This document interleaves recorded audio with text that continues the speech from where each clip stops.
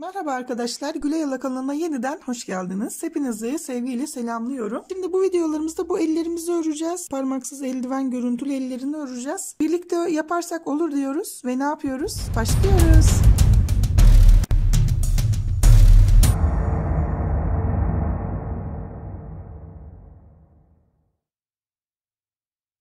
Biliyorsunuz ten rengini de etrofilin ten rengini tercih ettim arkadaşlar. Üzerine eldiven görüntüsü vermek için de sütlü kahveyi kullandım.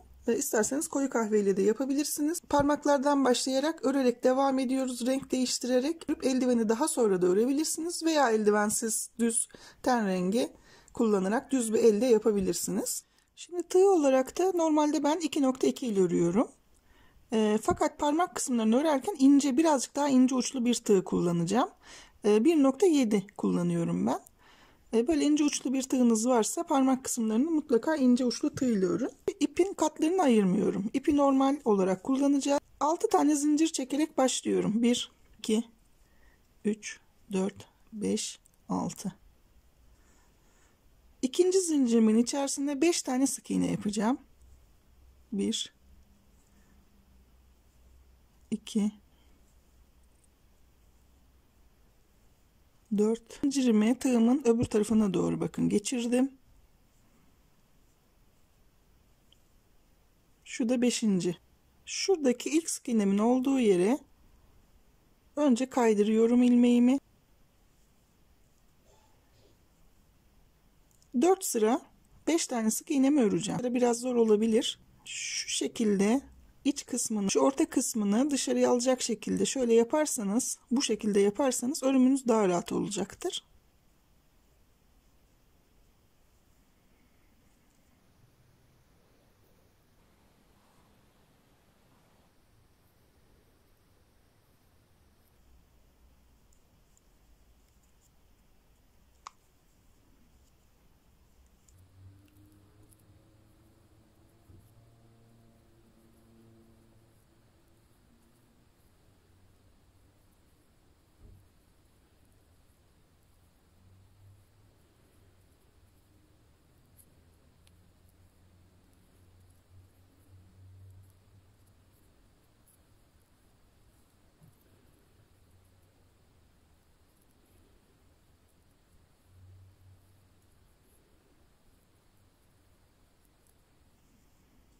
Tüp parmağımızı bundan bir sıra fazla yapacağız. Yani 5 sıra yapacağız. Dolayı 7 tane zincir çekiyorum. 1, 5, 6, 7. Şu yanına getirdiğinizde geçmesi gerekiyor. Yine 5 tane sık iğne yapıyorum. 2, 3, 4, 5. de yine bakın zincirimi böyle tığımın arka tarafına atıyorum.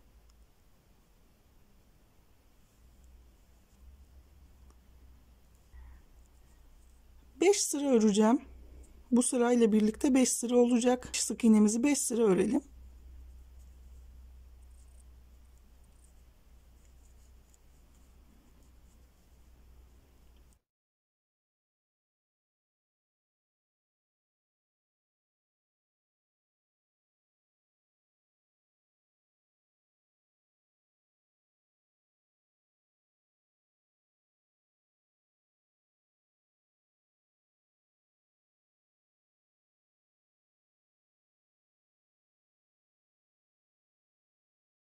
Orta parmak için 8 tane zincir çekiyorum. 1, 2, 3, 4, 5, 8. Bunu da 6 sıra öreceğiz arkadaşlar. 4, 5 dedim. Yine ilk sık iğnemin içerisine kaydırdım. 5 tane sık iğnemi 6 sıra öreceğim.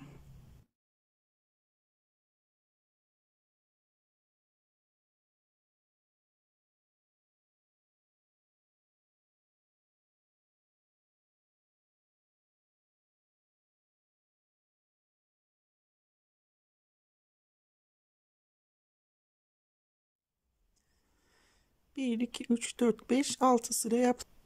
7 tane zincirimi çekiyorum. 1, 2, 3, 4, 5, 7. 5 tane sık iğnemi yapacağım.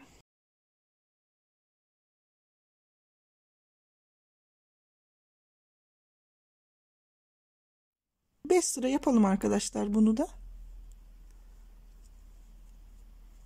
Evet, bunu da 5 sıra yaptım. Bakın şu şekilde oldu arkadaşlar.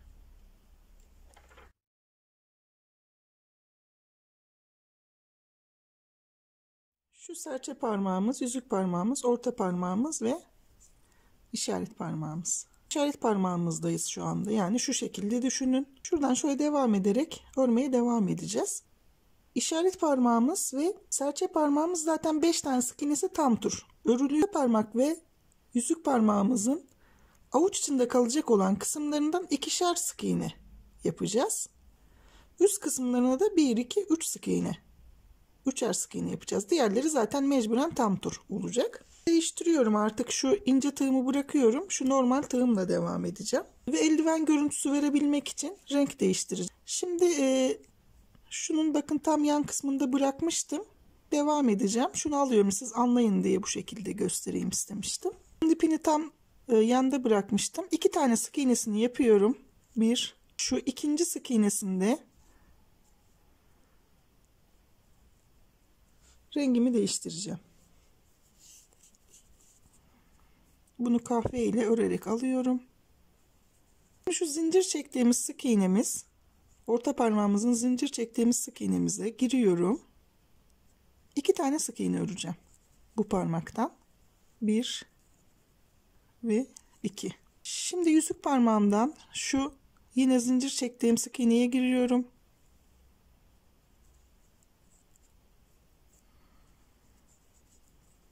Bir tane de bu yüzük parmağından öreceğim. 1 2. 2 tane de yüzük parmağımdan ördüm. Şimdi serçe parmağımın zincir çektiğim sık iğnesinden başlayarak 5 tane sık iğnesini öreceğim.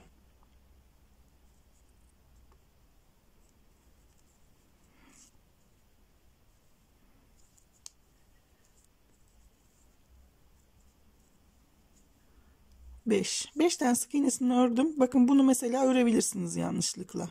O zaman 6 sık iğne olur. O yüzden sayarak yap. Şimdi şurada biliyorsunuz ikişer tane sık iğnesini zaten örmüştük. Bundaki boşta kalan sık iğneye giriyorum. 3 tane sık iğne var boşta, onları öreceğim. 3 tane sık iğnesini ördüm. Diğer parmağıma geçiyorum. Parmağımın da şu 2 tane sık iğnesini örmüştük. Şu boşta kalan sık iğnesinden girip 3 tane sık iğnesini örüyorum. 2 3. Şimdi işaret parmağımızı şu orta parmağımızın arasında başlamıştık renge girmeye. Yani 5 tane sık iğnesi, 5 tane sık iğne öreceğim arkadaşlar. 1 2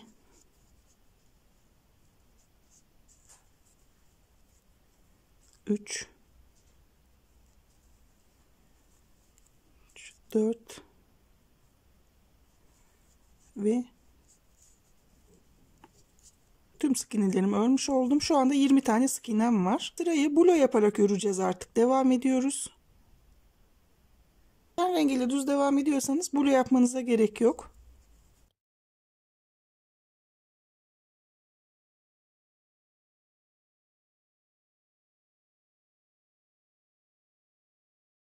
...20 tane sık iğnemi bulo yaparak ördüm. Şimdi bir sırada normal sık iğne olarak örüyorum.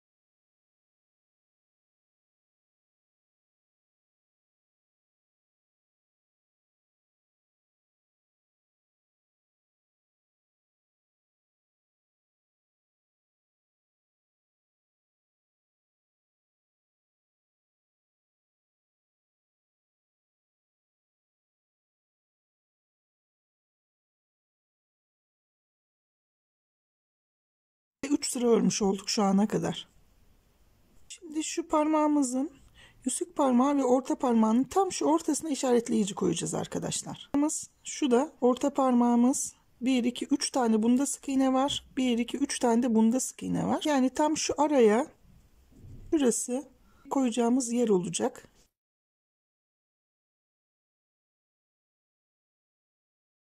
Buradan itibaren sayacağız.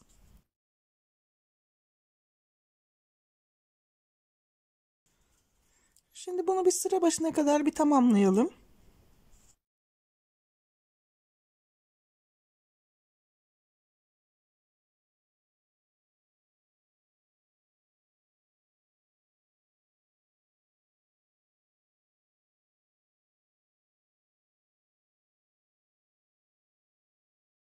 Şimdi baş parmağımızı koyacağız. Şu baş parmağımız şuraya konulacak. 7 tane sık iğne yapıyorum.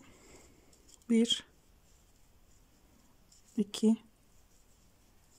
3 4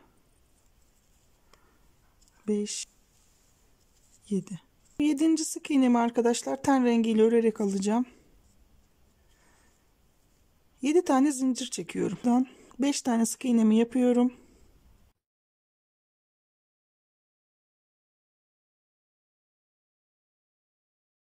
Şimdi normalde bu baş parmağımız aynı şu işaret parmağı ya da yüzük parmağı gibi 5 sıra olacak. 5. sırasını kahverengiyle yapacağız arkadaşlar. 4 sıra örüyorum.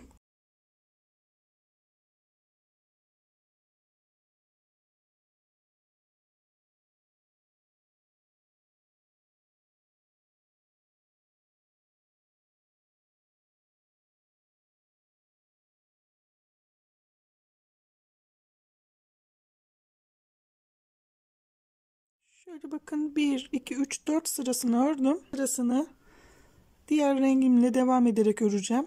Sırada bu kahveyle örüyorum arkadaşlar.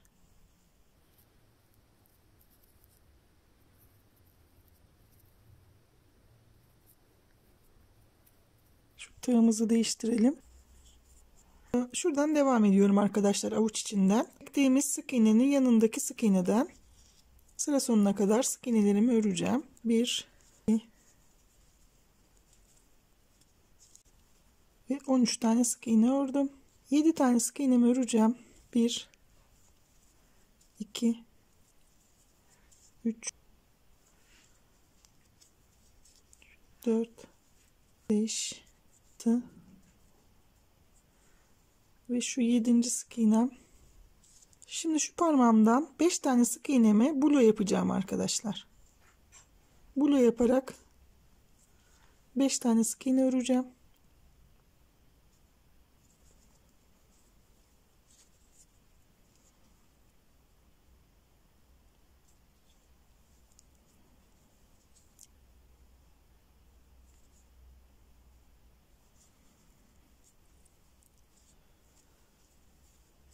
Ve şu 5. sık iğnesini de ördüm. Sıra sonuna kadar sık iğnelerimi örüyorum. 13 tane biliyorsunuz.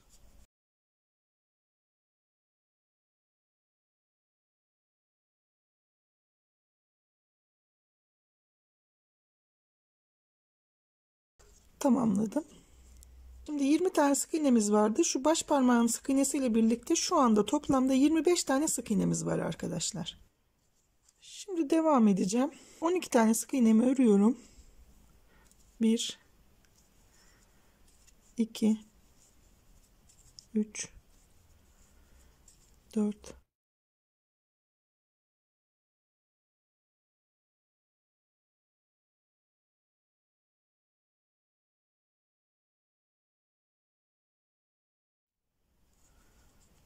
ve 12 tane sık iğnemi ördüm. Burada bir tane kesiyorum arkadaşlar. Bir tane azalttım. Geriye kalan sık iğnelerimi sıra başına kadar örüyorum.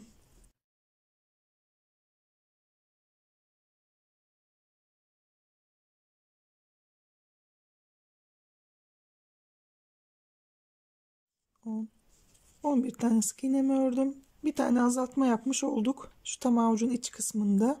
24'e düşürdük sık iğne sayımızı. Şimdi 24 tane sık iğnemi bir sıra öreceğim. 1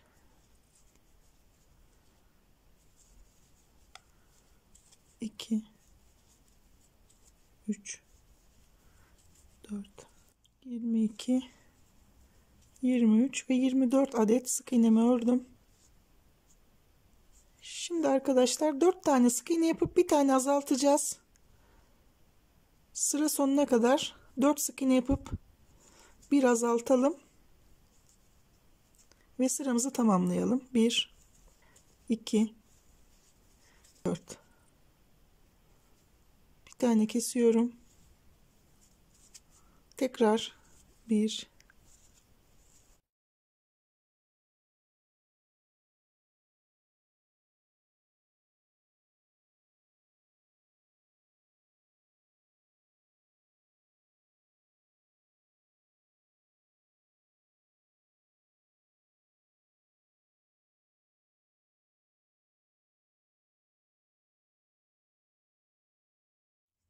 3, 4 tane sık iğnemi ördüm. Dördüncü kez azaltıyorum. 20'ye düşürdüm sık iğne sayımı arkadaşlar. 20 sık iğnemi bir sıra öreceğim. Fakat şöyle tam şu ortaya geldiğim zaman, şuraya geldiğim zaman ten rengine geçiş yapacağım bu sırada. O yüzden şöyle bir 10 tane falan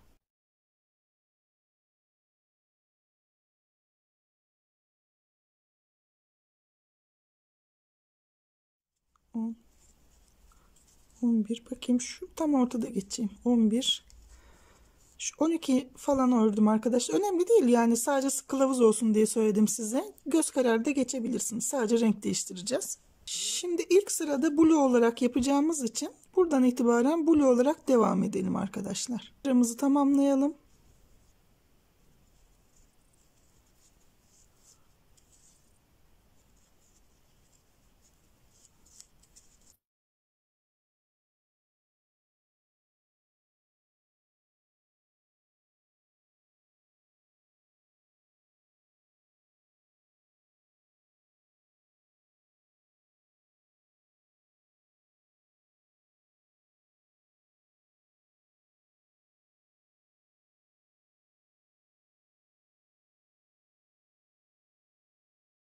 Rengili blue yaparak buraya kadar geldim ve bir sıra örmüş oldum 20 sık iğnemi. Bunları şu kahve bitene kadar blue yapacağım arkadaşlar ten rengine geçerken.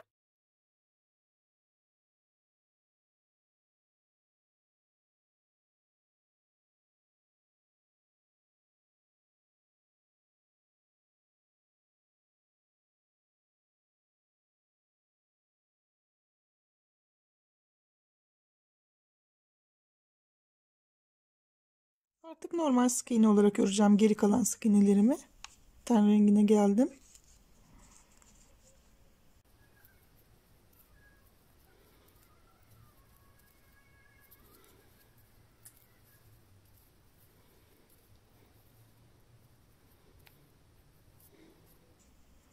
Bu arada 20 sık iğnede 2 sıra örülmüş oldu. Şimdi 3 tane sık iğne yapıp bir tane azaltıyorum ve 4 kez tekrar edeceğim bunu. Şimdi devam etmeden önce arkadaşlar şu bilek kısmında bırakmış olduğumuz blue'ların üzerine bir sıra kaydırma yapacağım.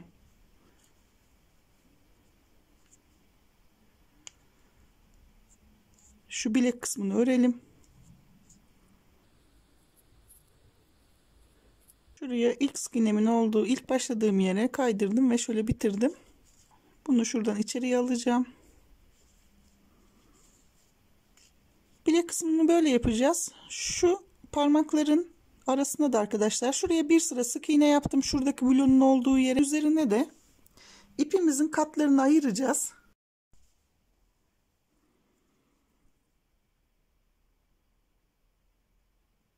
Şöyle ipimizi yarıya düşürelim, katlarını inceltelim ipimizi. Biraz ince olması gerekiyor oranın. Şu ipimizi incelttikten sonra şu iç kısımdan başlayıp 2 sıra sık iğne yapacağız arkadaşlar. Blue'ların olduğu yere.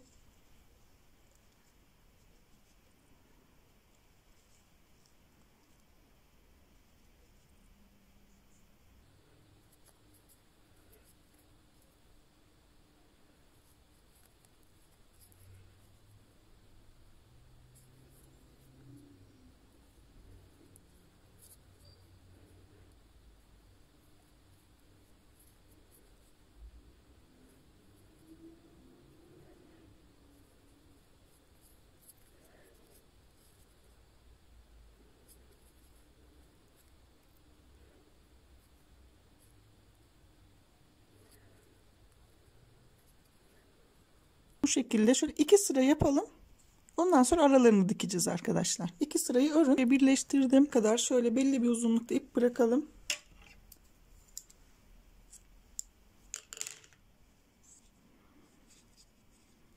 Şu şekilde bakın 2 sıra ördüm. Şimdi buraya bir iğne takacağım. Parmak aralarını dikeceğim. Parmakların arasından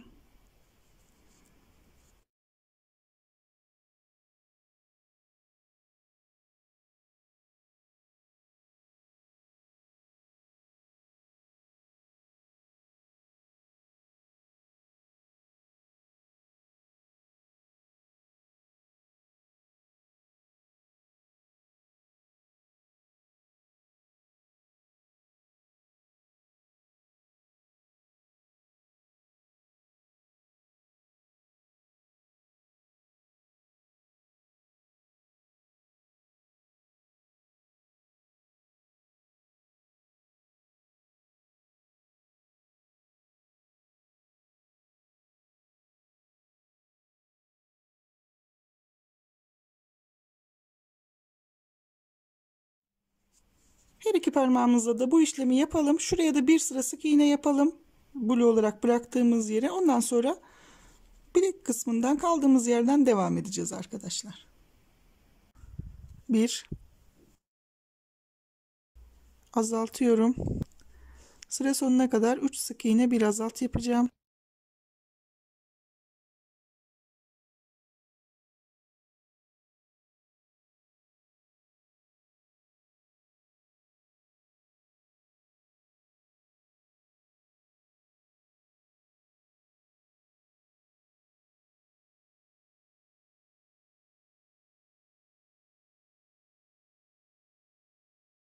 Son kez, dördüncü kez azalttım. 16'ya düştü arkadaşlar sık iğne sayımız.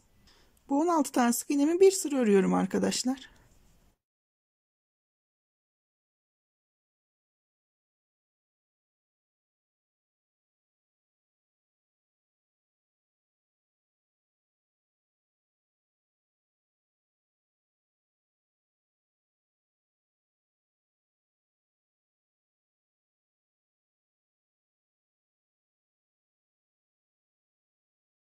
Şimdi 3 tane sık iğne yapıp bir artırıyorum ve tekrar 20'ye çıkartacağım sık iğne sayımı. 4 kez 3 tane sık iğne yapıp bir artıralım.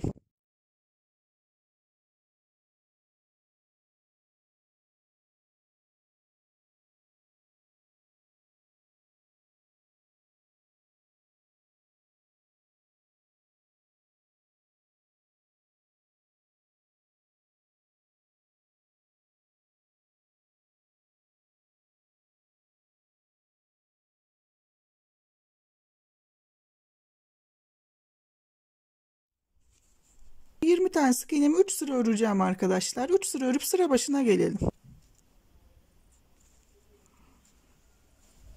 Şimdi 4 tane sık iğne yapıp bir tane artıracağım. 4 kez tekrar edeceğim bunu. 1,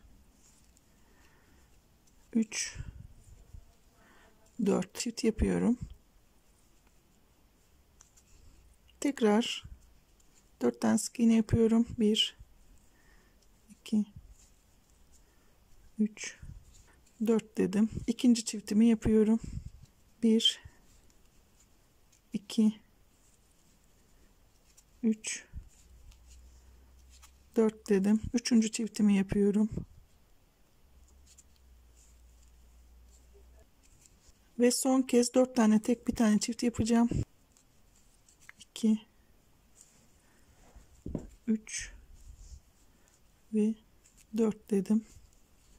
Dördüncü kez arttırdım arkadaşlar. Şu anda 24'e çıkardım sık iğne sayımı. Bu 24 tane sık iğnemizi 2 sıra örüp sıra başına gelelim arkadaşlar. 2 sıra ördüm. Şimdi 6 tane sık iğne yapıyorum. 1, 2, 3,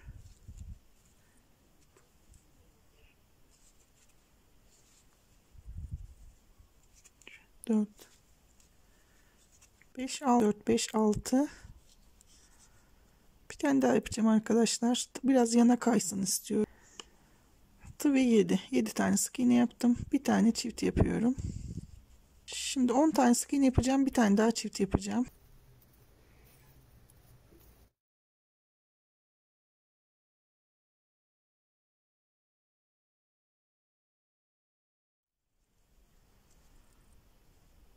Bir tane çift yaptım. 5 tane sık iğnem var. Onları da örüyorum arkadaşlar. 1, 2, 4 ve 5. 2 tane artırma yapmış oldum ve 26'ya çıkardım sık iğne sayımı. Şimdi bu 26 tane sık iğnemi 4 sıra örelim arkadaşlar. 26 tane sık iğnemi 4 sıra ördüm. Şimdi bir 3 tane azaltma yapacağım bu sırada. 2, 3, 4, 5, 6, 7, 8. Bir tane azaltıyorum. 5 tane öreceğim. Bir tane daha azaltacağım. 1, 2, 3, 4 ve 5 dedim. tane daha azalttım. 5 sık iğne yapıp bir tane daha azaltacağım. 1 2 3 4 ve 5.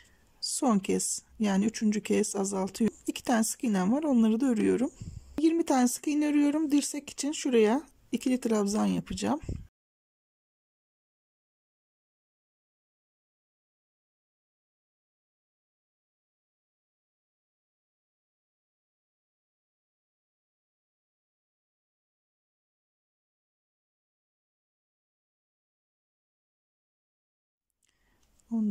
Ve 20 tane sık iğne ördüm. Tığımın başını doluyorum. Buraya 3 tane ikili trabzan yapacağım.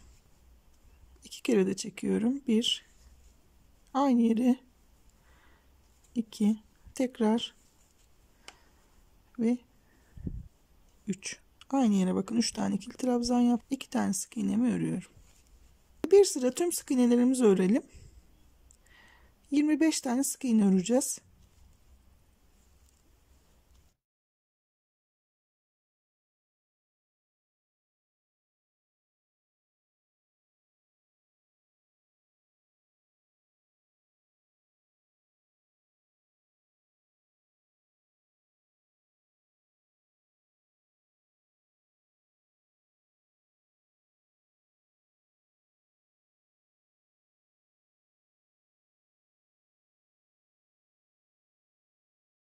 Şimdi 20 tane sık iğnemi öreceğim ve ikili trabzanlarımın 3'ünü aynı anda keseceğim.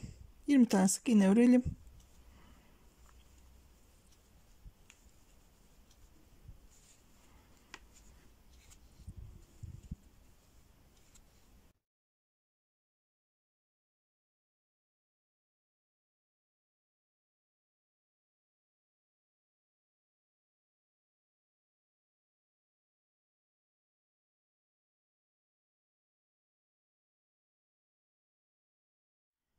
Şimdi şu üçünü, artırmış olduğum ikili trabzanların olduğu yer burası. Üçünü şu şekilde örerek alıyorum. Ve 2 tane sık iğnemi de yapıyorum arkadaşlar. Burayı sıkı yapın. 1 2. Tekrar kesmiş oldum. 23'e düşürdüm sık iğne sayımı.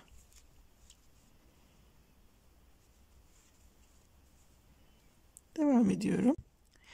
3 tane sık iğne yapıp bir tane artırıyorum. 2 ve bu 3. Bir tane çift yapıyorum. 5 tane sık iğne yapıp bir tane artıracağım. 2 kez tekrar edeceğim bunu. 1 2 3 4 ve 5. Bir tane daha çift yapıyorum. İkinci artışım. 1 2 3 4 ve 5 dedim.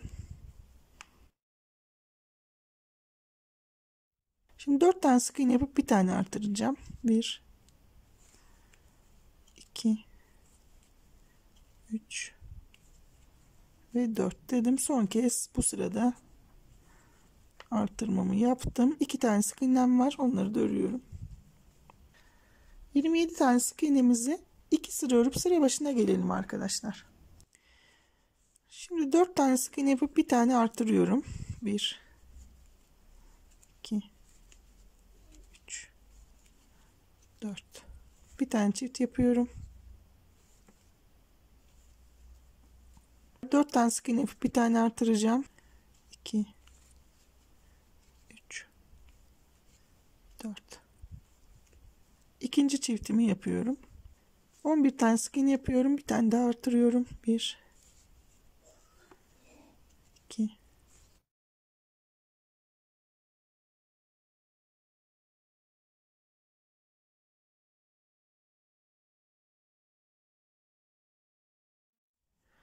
11 dedim. Bu üçüncü artışım. Şimdi 4 tane sık iğne yapıp bir tane daha artırıyorum. 3 ve 4 dedim. Dördüncü kez artırmamı yaptım arkadaşlar. Şimdi 31'e çıkardım sık iğne sayımı. Bu 31 tane sık iğnemizi 3 sıra örelim.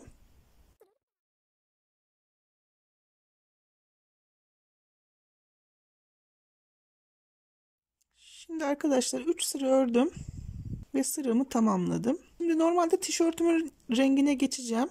Ortaya kadar örüyorum. 1 2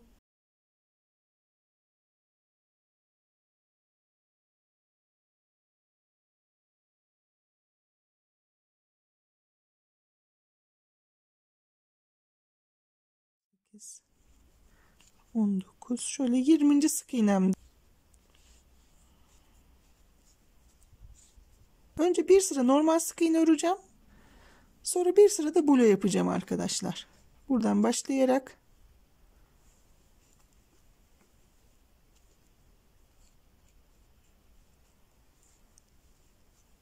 bir sıra örelim şu başladığımız noktaya kadar. Şöyle bir sıra dolanalım. Ondan sonra bir sıra da bulo yaparak öreceğiz. Evet, şimdi arkadaşlar 3 sıra daha örelim. 3 sıra daha ördükten sonra şu başladığımız noktada bitirelim. Arkadaşlar 1 2 3 sıra daha ördüm. Toplamda 5 sıra olmuş oldu rengi geçtikten sonra. Şurası yine kaydırma yaptım. Bitirdim. Başladığım noktada bitirmiş oldum. Sollerimiz de tamamlandı. Bu şekilde ellerimizin her ikisi de hazırlanmış oldu arkadaşlar. Tabii ki öncelikle ne yapıyoruz? Kendimizi alkışlıyoruz. Çok teşekkür ederim benimle birlikte olduğunuz için. Lütfen beğen butonuna basmayı ve yorum yapmayı unutmayın arkadaşlar. Desteklerinizi bekliyorum. Daha sonraki videomda görüşmek üzere. Sevgiyle kalın. Hoşça kalın.